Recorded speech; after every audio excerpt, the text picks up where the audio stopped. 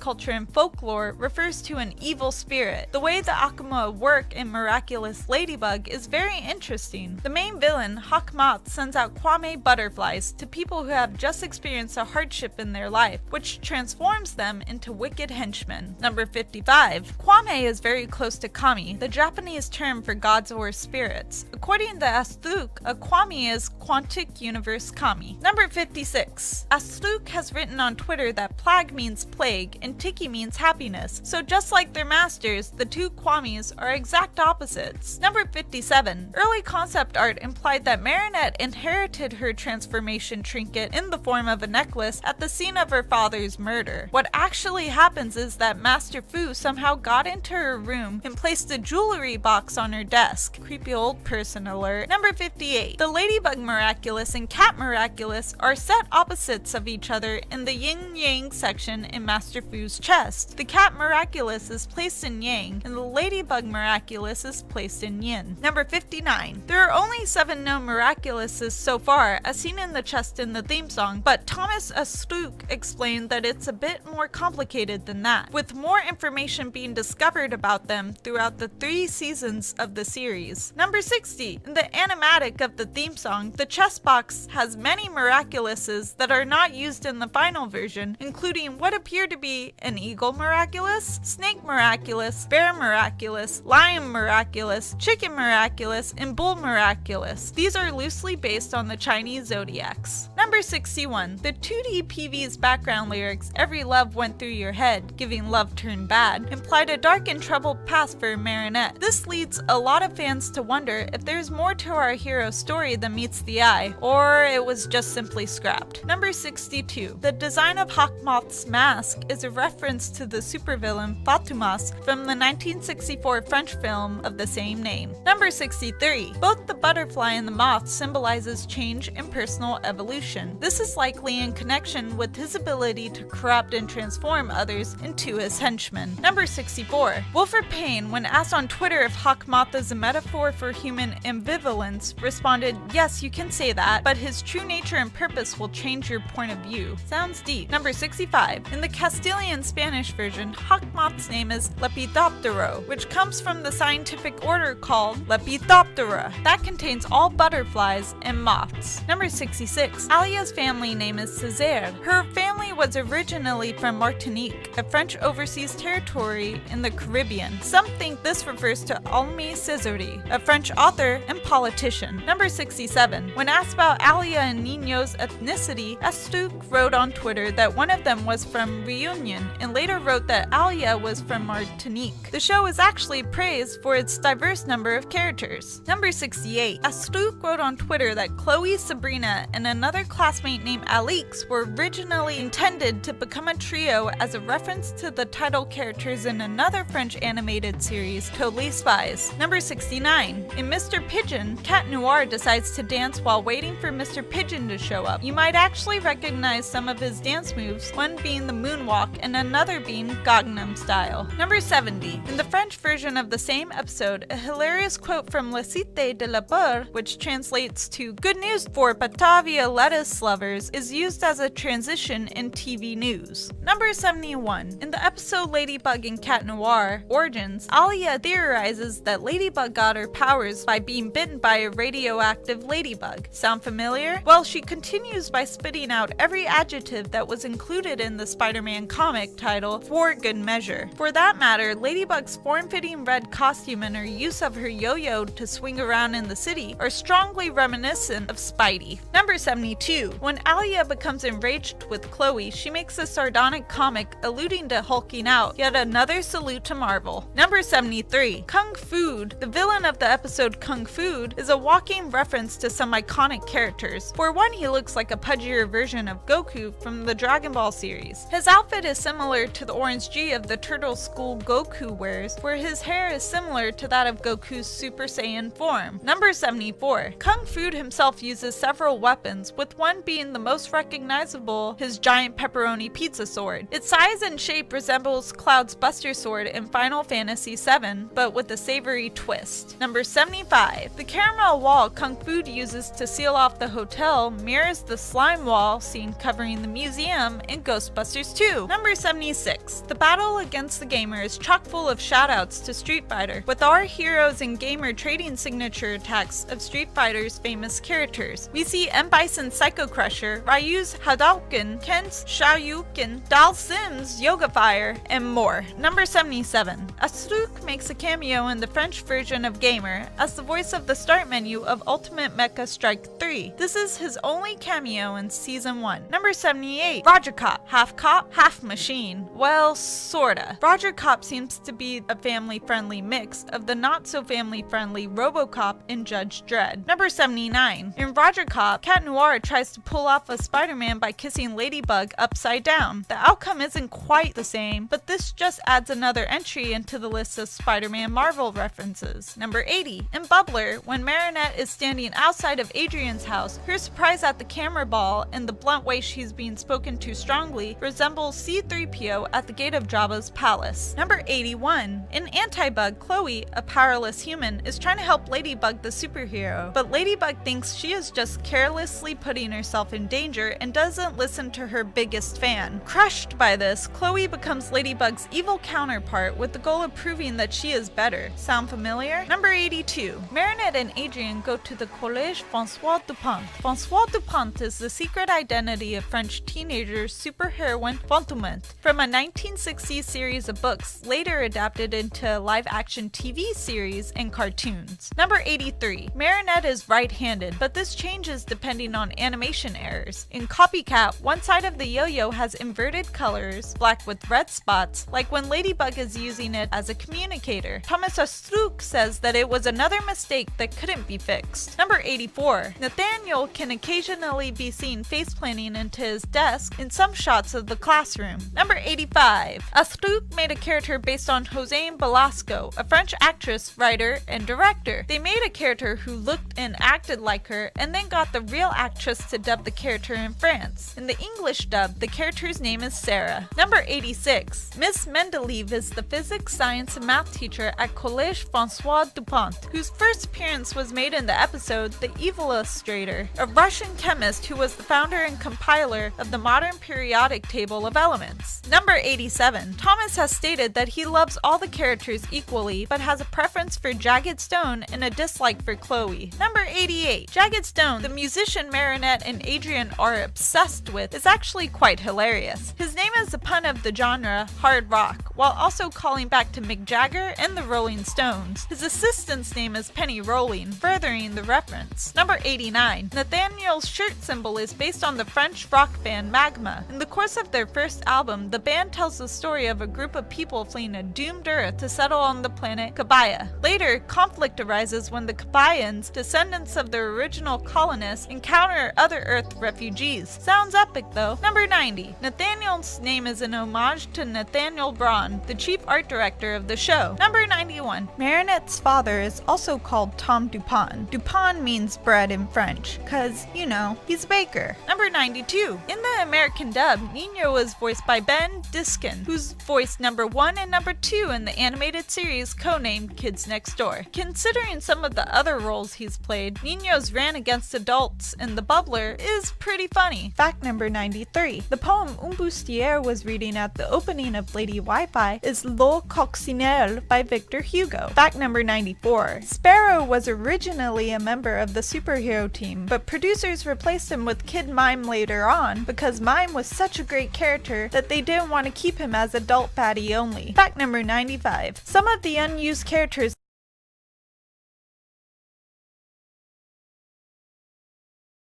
was reading at the opening of Lady Wi-Fi is Le Coccinelle by Victor Hugo. Fact number 94. Sparrow was originally a member of the superhero team, but producers replaced him with Kid Mime later on because Mime was such a great character that they didn't want to keep him as adult baddie only. Fact number 95. Some of the unused characters have similarities to other canon characters. Melody plays the flute like Volpina, and Mercury has similarities in his civilian design to Nino. Fact number 96.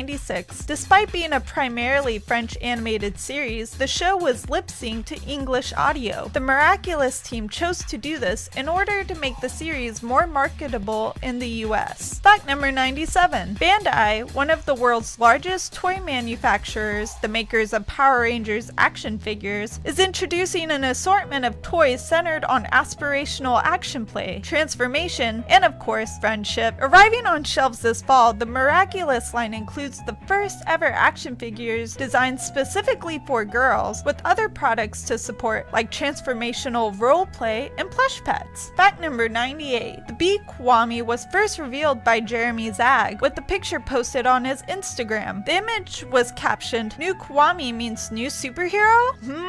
Maybe." A week later, he revealed a peacock Kwame. Season 2? Get here already. Fact number 99. Only after 10 weeks on air in the US, Miraculous entered the top 10 animated series for all time slots and networks. Fact number 100. Miraculous became a #1 animated show for broadcaster TF1 in France and the #1 children's show in South Korea. Number 101. Kimberly Cooper, a blog writer who has contributed to news media such as the Huffington Post, wrote that the show has inspired teens and adults to create and propagate Miraculous remixes, and liked that the show featured multiracial characters as with the film Big Hero 6, which had won an Oscar. She quickly realized there was a far cooler and broader Miraculous movement underway. Number 102. The Miraculous Tales of